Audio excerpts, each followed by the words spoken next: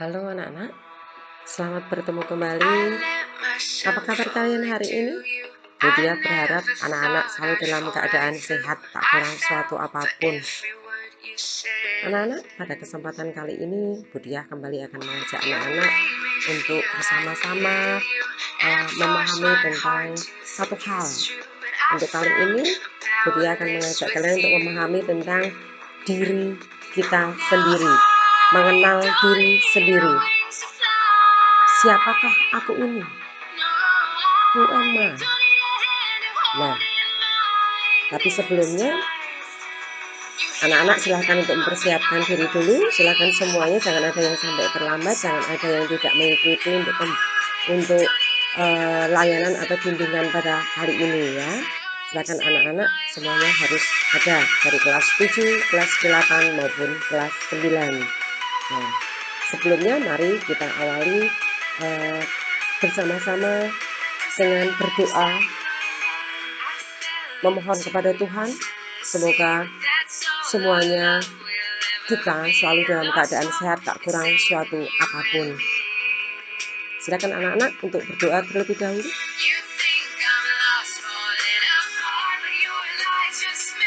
Baik, terima kasih anak-anak. Kita akan langsung saja bersama-sama memahami tentang diri kita sendiri. Tapi sebelumnya nih, kita akan melihat apa sih tujuan dari layanannya itu. Di sini anak-anak akan diajak untuk bisa memahami diri sendiri serta menerima perkembangan fisik dan psikis pada awal remaja serta dapat hidup dengan penuh percaya diri. Jadi supaya kalian bisa hidup dengan percaya diri, apalagi di awal masa remaja seperti ini, terkadang itu sebagian dari kita remaja itu kadang merasa kurang percaya diri terhadap dirinya sendiri. Nah, supaya tidak terlalu tegang nih, kita mau ice breaking dulu. Ya, ice breakingnya berupa apa? Kita akan tebak gambar. Silahkan ya, silahkan siap-siap anak untuk menebak gambar yang akan Budia tampilkan. Nih, dalam gambar ini sebenarnya ada beberapa wajah. Nah, silahkan anak-anak mengamati, kemudian sebutkan ada berapa gambar wajah di dalam gambar ini dan jumlahnya berapa. Coba, ayo, siapa yang bisa? Silahkan cepat-cepatan ini ya. Silahkan kalau ada yang bisa segera menjawab. Sudah? Oke, Budia hitung ya. Budia hitung. 1, 2, 3, 4, 5. Sudah? Bisa menjawab? Ada berapa? Ada tidak? Atau jangan-jangan ada yang tidak bisa menemukan nih gambarnya. Baik, kita lihat ada berapa sih gambarnya. Nah, ternyata ada 3 gambar di sini. Nih ada 1. Coba diamati. Itu 2. Ada 3. Nah, ternyata wajah-wajah bayi ya, wajah-wajah yang imut di situ. Baik anak-anak, itu ice breaking kita kali ini. Siapa yang benar? Ada yang benar tebak gambarnya? Baik, selamat untuk kalian yang sudah benar menjawabnya. Siap, sip, hebat kalian. Baik, kalau begitu kita akan lanjutkan saja ya.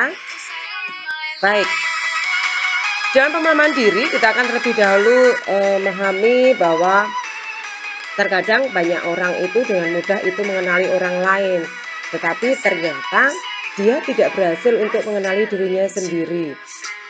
Mengenali diri sendiri itu tidak mudah, tetapi untuk mengenal orang lain biasanya itu lebih gampang. Maka ada peribahasa yang mengatakan gajah di pelupuk mata tak tampak, tetapi semut di ujung lautan tampak.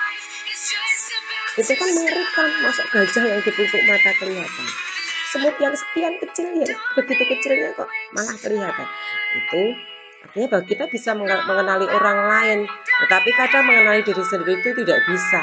Nah, Oleh karena itu, siapapun sedemikian mudah itu bisa menemukan kesalahan orang lain, tetapi tidak gampang melihat kesalahan diri sendiri. Nah, akibatnya banyak orang yang menganggap bahwa orang lain itu selalu salah, selalu kurang, dan tidak ada benarnya. Begitu pula sebaliknya, diri kita itu kadang menganggap bahwa diri kita itu selalu benar. Nah, di sini kita akan belajar memahami diri kita melalui yang teori Johari Window. Di sini ada seorang ahli namanya Joseph Love dan Harrington Ingham itu mengembangkan konsep Johari Window sebagai perwujudan bagaimana seseorang itu berhubungan dengan orang lain yang digambarkan sebagai sebuah jendela. Jendela tersebut itu terdiri dari matrik 4 sel. Nah, masing-masing sel itu menunjukkan daerah self atau diri, baik yang terbuka maupun yang disembunyikan. Keempat sel tersebut diantaranya: 1. Daerah publik, 2. Daerah buta, 3. Daerah tersembunyi, dan yang keempat adalah daerah yang tidak disadari. Lalu teori Windows itu sendiri bagaimana? Nah, kita akan lihat. Di sini teori Windows atau teori Johari Windows itu teori atau jendela window, itu bahasa Indonesia. Jendela Johari, jendela Johari atau Johari Window. Kita akan lihat di sini ada empat jendela. 1. Diri terbuka, 2. Diri buta, 3. Diri tersembunyi atau rahasia, 4. Diri gelap. Nah, bagaimana itu? Kita akan lihat satu. Nah, jendela terbuka yaitu yang menggambarkan diri kita, hal-hal yang kita tahu tentang diri kita sendiri, tetapi orang lain pun tahu. Misalnya keadaan fisik. Keadaan fisik itu ciri-ciri kita. Oh, si Anto itu orangnya tinggi, kulitnya putih, matanya sipit, hidungnya mancung. Nah, itu tentang keadaan fisik. Lalu profesi itu apakah? Profesi itu sebuah jabatan atau pekerjaan seseorang. Misalnya, oh, Pak Budi itu seorang guru. Nah, itu profesi. Oh, Pak Anton itu seorang polisi. Itu profesi. Lalu asal daerah. Oh, si Yosef itu asal dari Papua misalnya. Itu tentang hal-hal yang kita tahu, orang lain pun tahu. Itu disebut jendela terbuka. Kemudian jendela tertutup. Jendela tertutup itu hal-hal yang mengenai diri kita yang kita tahu, tetapi orang lain tidak tahu. Misalnya itu yang tahu kita sendiri saja. Misalnya isi perasaan. Isi perasaan kita itu siapa sih yang tahu? Hanya diri kita dengan Tuhan ya. Kita sendiri yang tahu bahwa sebenarnya aku tuh jengkel, tetapi supaya orang lain tidak tahu ya saya pura-puranya tidak jengkel. Itu hal-hal mengenai diri kita. Lalu jendela buta. Jendela buta itu hal-hal yang kita tidak tahu tentang diri sendiri, tapi orang lain tahu. Misalnya hal-hal yang bernilai positif dan negatif pada kepribadian kita. Nah, biasanya orang lain itu mengetahui diri kita, tetapi kadang kita tidak tahu. Kita tidak menganggap bahwa enggak, aku enggak seperti itu. Tetapi orang lain yang tahu bahwa wah, aku tuh ternyata saya itu seorang yang pemarah, tapi tidak menganggap bahwa aku itu seorang pemarah. Orang lain yang bisa merasakan dan yang mengetahui itu. Lalu jendela yang keempat adalah jendela gelap. Apa itu jendela gelap? Yaitu hal-hal yang mengenai diri kita. Kita sendiri tidak tahu, orang lain juga tidak tahu. Itu tentang jendela gelap. Itu misteri tentang kehidupan kita. Nah, itu tentang konsep Johari Window atau konsep jendela Johari. Nah, sekarang kita akan melihat bagaimana supaya kita bisa benar-benar mengetahui siapa diri kita. Caranya bagaimana?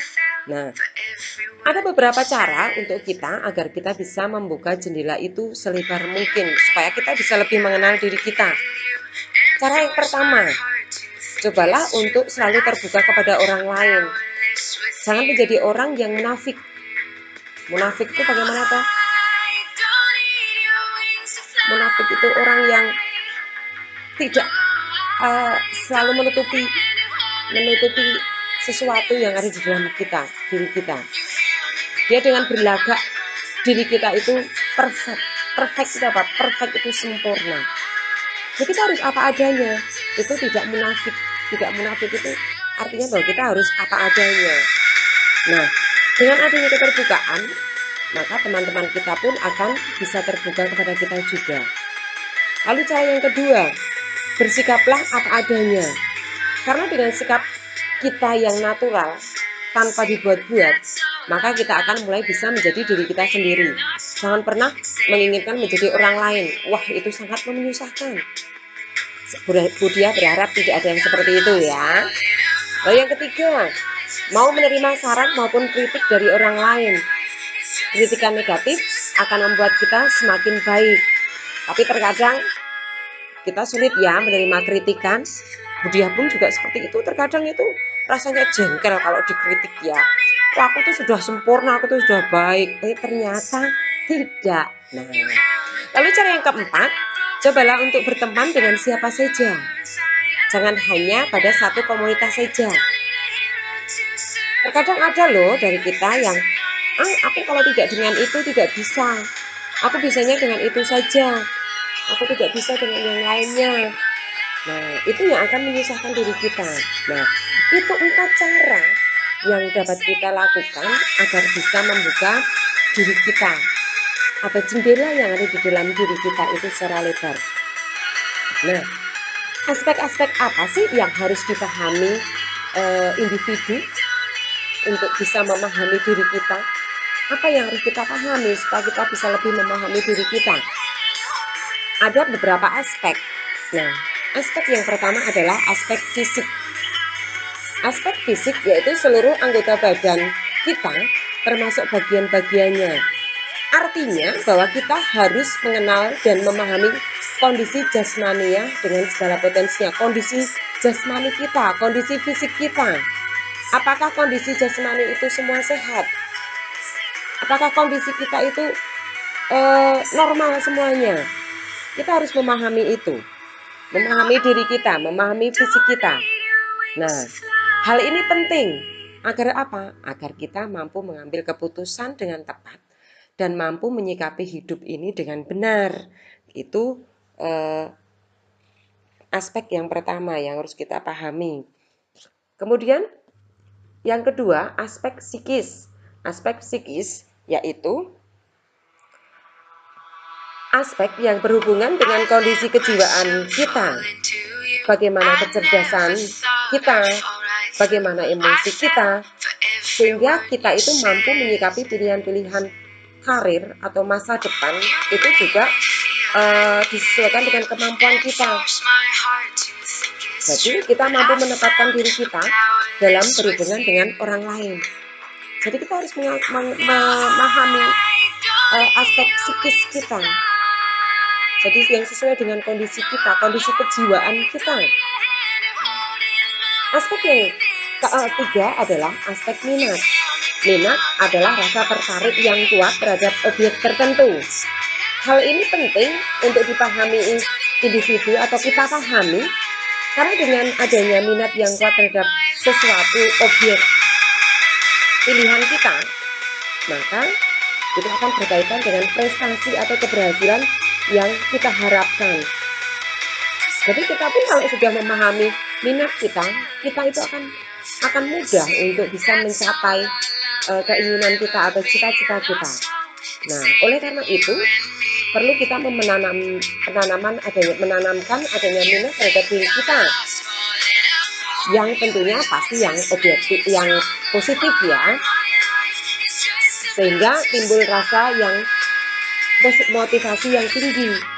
Jadi timbul rasa untuk menyenangi sesuatu itu secara semangat, secara lebih tinggi. Jadi seperti itu. Kemudian aspek bakat. Bakat adalah kemampuan yang dibawa oleh seseorang sejak lahir dan bersifat menurun atau genetik. Pentingnya kita memahami bakat ini agar kita mampu mengembangkan diri kita secara optimal, secara penuh. Kalau kita tidak mengetahui bakat kita, ya sulit kita akan berkembang. Nah, bakat akan cepat berkembang dengan baik apabila ditunjang dengan sarana dan prasarana. Oleh karena itu, peran semua masyarakat untuk memberi wajah penyaluran bakat-bakat terpendam itu sangat dibutuhkan, sehingga muncullah putra-putri yang berbakat di daerah kita khususnya. Nah, silakan anak-anak itu harus bisa memahami bakatmu masing-masing. Jangan ikut-ikutan saja. Nah, di sekolah itu juga diberi kesempatan, anak diberi kesempatan untuk bisa mengembangkan bakatnya. Kalau di sekolah apa? Anak-anak diberi kesempatan dan mengikuti kegiatan ekstrakurikuler. Itu diharapkan sesuai dengan bakat kalian masing-masing. Jangan ikut-ikutan loh ya. Nah, ada yang sudah mengetahui bakatnya? Budia berharap banyak dari kalian. Syukur semuanya sudah bisa memahami bakatnya masing-masing. Lalu aspek yang berikutnya adalah aspek cita-cita. Cita-cita adalah gambaran diri yang ada pada diri seseorang. Ada yang menyebut itu potret diri seseorang. Artinya, apabila individu itu mengatakan dengan lisan, misalnya, cita-cita saya ingin menjadi TNI atau Polri. Nah, kita harus memahami apakah kita sudah memiliki potret diri menjadi seorang Polri atau TNI. Nah, sudah tergambarkah secara keseluruhan dalam diri kita syarat-syarat yang mutlak yang harus dipenuhi untuk menjadi seorang anggota TNI. Nah, itu perlu. Kalau kita punya suatu cita-cita itu harus melihat apakah hal-hal yang mendukung atau hal-hal yang harus dipenuhi untuk memenuhi cita-cita kita ada di dalam diri kita. Jangan lupa, itu juga harus kita lihat, kita pahami loh ya. Jangan hanya seperti tadi yang dia katakan, jangan hanya ikut-ikutan. Nah, aspek yang berikutnya adalah aspek kebutuhan pokok. Hal ini penting juga untuk dipahami bahwa kebutuhan pokok seperti apa yang diinginkan dalam menjalani kehidupan ini penting. Apakah hidup ini hanya untuk makan? Atau makan untuk hidup? Itu prinsip. Apa prinsip kalian? Makan untuk hidup atau hidup untuk makan? Ini berbeda loh ya. Kalau orang yang punya prinsip hidup untuk makan, berarti dia sekali hidup itu hanya untuk mencari makan, atau orang itu kalau orang dewasa hanya bekerja tanpa berpikir yang lain. Tetapi kalau orang yang punya prinsip makan untuk hidup, artinya bahwa dalam kehidupan itu kita butuh makan untuk bertahan, untuk survive. Nah, jadi harus jelas. Lalu aspek yang terakhir adalah aspek gaya hidup. Gaya hidup yang diinginkan oleh masing-masing orang itu akan berbeda antara satu dengan lainnya. Ada yang ingin bergaya hidup elit, ada yang ingin bergaya hidup biasa-biasa saja, atau bergaya hidup sederhana. Nah, oleh karena itu gaya hidup atau lifestyle ini perlu dipahami dengan benar. Bagaimana dengan diri kalian? Bagaimana gaya hidup kalian? Nah, oleh karena itu kita hendaknya menyesuaikan dengan kemampuan kita. Jangan melihat orang lain. Kalau kita melihat orang lain akan menyusahkan diri kita. Kita akan kesulitan dalam menyikapi hidup ini. Silahkan, anak-anak harus mempunyai gaya hidup sendiri, punya style sendiri. Jangan terlalu melihat orang lain. Nah, itu yang harus kita pahami. Jelas ya anak-anak ya? Nah, Anak-anak dari apa yang sudah Budia sampaikan, Budia berharap bahwa anak-anak sudah bisa memahami diri kalian sendiri. Jadi anak-anak sehingga bisa menjalani hidup ini dengan seperti diri sendiri, menjadi diri sendiri. Jangan pernah ingin menjadi orang lain. Hidup harus menjadi diri sendiri. Nah, itu yang Budia sampaikan.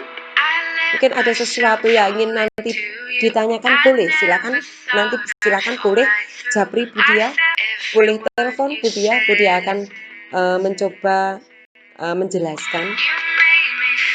Jadi apa yang sudah Budia sampaikan, Budia harap anak-anak setelah ini bisa menjadi diri sendiri.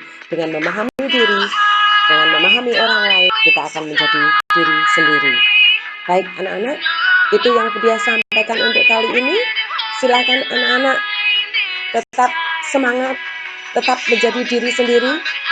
Jangan lupa bahagia, semangat, selamat siang, dan selamat bertemu kembali di lain kesempatan. Terima kasih.